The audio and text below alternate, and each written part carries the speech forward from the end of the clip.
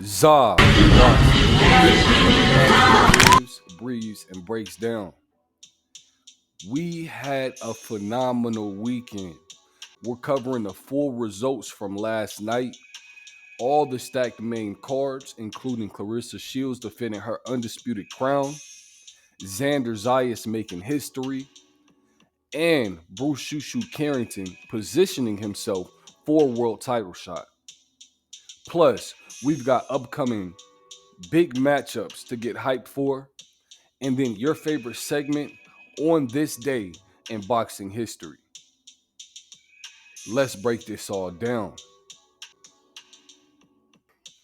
We begin in Detroit, Michigan, where Claressa Shields, who's 17-0, 3 knockouts, once again she proved why she's in the conversations as the greatest woman fighter of all time. Claressa Shields took on New Zealand's Lani Daniels. From opening bell, it was all business for Claressa Shields. Shields controlled the range, dictated the pace, and landed the cleaner, sharper shots all night long. The judges scored it a wide unanimous decision, 100-90, 99-91, 99-91. And honestly, those scores were generous to Lani Daniels, who was literally sprinting around the ring to get away from the GWOAT.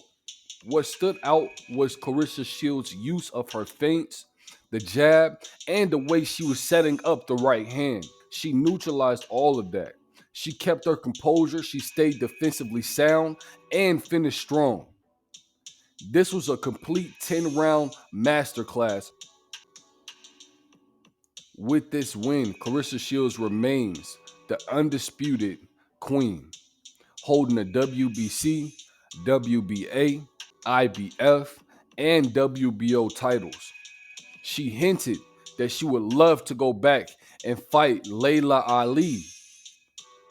And if she doesn't get the fight with Laila Ali, she would love Savannah Marshall. Who would you guys like to see the GWOAT fight next? She did a phenomenal job last night. Great job, Claressa Shields. Meanwhile, in New York City, the crowd inside Madison Square Garden witnessed the coming-of-age performance for the Puerto Rican superstar Xander Zayas. Xander Zayas is 22 wins, 0 losses, and 14 big wins coming by way of knockout. He captured the vacant WBO junior middleweight title last night, defeating a tough but durable Jorge Garcia Perez for a unanimous decision victory. The scores for the fight were 119-109, 118-110, and then the other judge saw it 116-112. At just 22 years old, Puerto Rican superstar Xander Zayas has become the youngest active male world champion in boxing today. The first Puerto Rican world champ since Jonathan Gonzalez in 2022.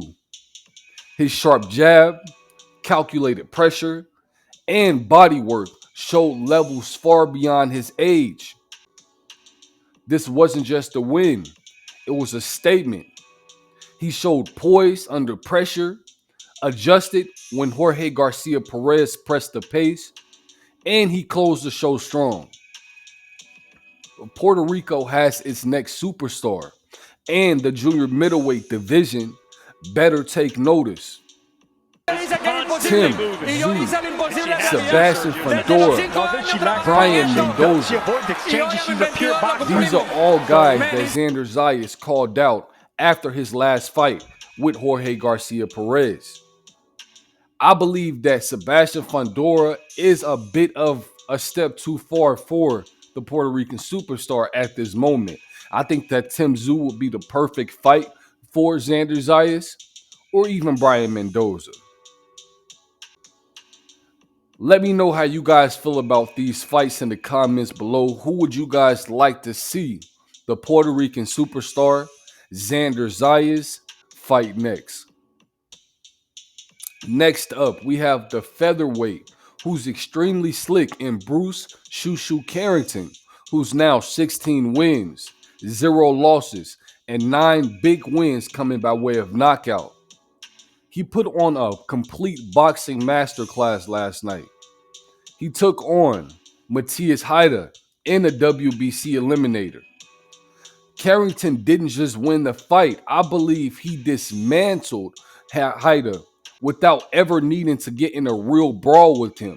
He just boxed his head off all night long. The final scores were 120 to 108, and the two cards were 119 to 109. What impressed me the most was Carrington's patience. His jab was phenomenal. He landed quick 2-3 combinations and pivoted before Heita could land anything clean. I told you guys that's what he had to worry about, that inside game, especially the hooks. Bruce Shushu Carrington's stock just skyrocketed, and he may be 1 to 2 fights away from a title shot. Could we see him challenge for a belt in early 2026? Now it looks like it's more than likely to happen.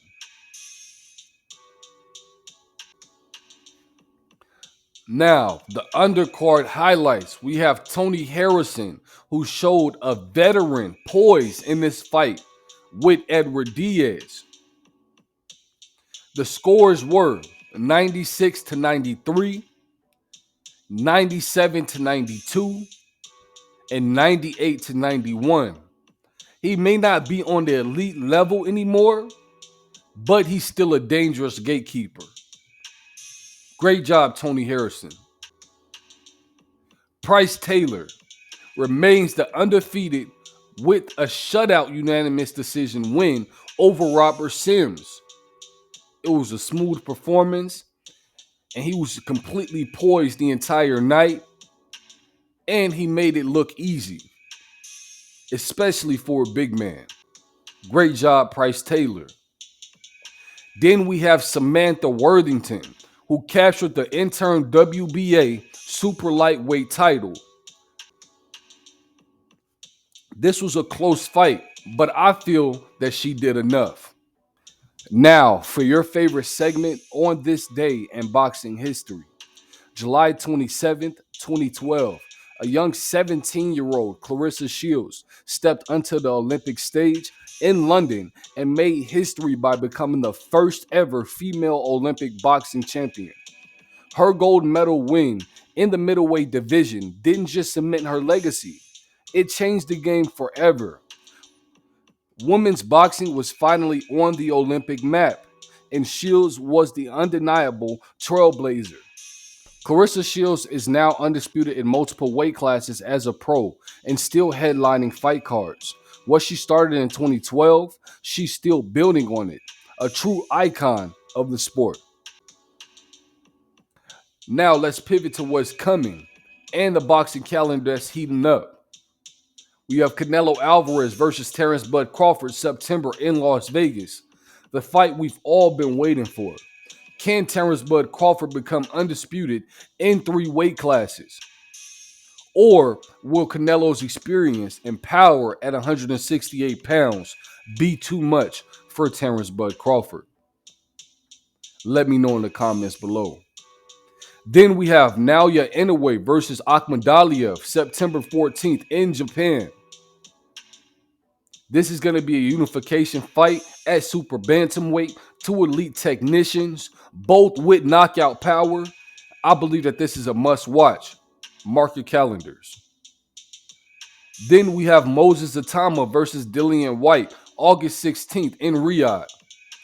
That's going to be a heavyweight fight. It's going to be youth versus experience. And if Moses Itauma wins, he launches himself into the top 10 worldwide. I've been hearing talks about Moses Itauma versus Usyk, should he be successful, versus Dillian Whyte. But I believe Usyk is a step too far for Moses Itauma in his career at this moment. But he is a tremendous fighter. Then we have David Benavidez versus Anthony Yarde November 22nd for the WBC light heavyweight title. Both guys love to come forward, and throw a lot of punches, I believe that that's going to be a spectacular fight that you don't want to take your eyes off of. And then don't forget, Tyson Fury continues to tease his return to the ring in 2026. Plus, Manny Pacquiao says that he still wants to either fight Mario Barrios again in a rematch or to fight with Conor Benn. Let me know what you guys think about all of that in the comments below. Which performance impressed you most this weekend? Was it Claressa Shields' dominance?